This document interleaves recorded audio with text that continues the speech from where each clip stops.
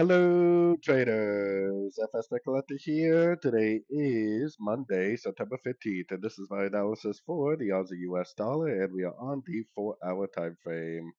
So on the 4-hour time frame, the Aussie dollar, I mean, it definitely seems a little overextended, but my next area of resistance is this 123.6 Fibonacci extension or retracement of this move down with the extra levels right around the 0.6675 area.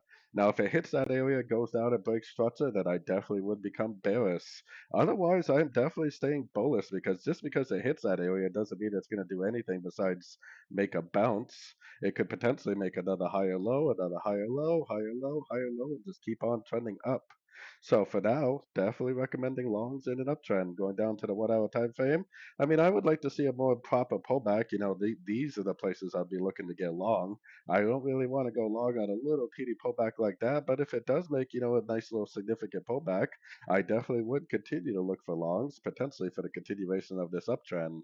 Definitely be very cautious this week. There was a ton of news on the calendar, FOMC week, and it's going to likely be a lot of volatility in the markets this week. So, anyways, don't forget to check out my website linked over here in the corner. And as always, thank you for watching and happy trading.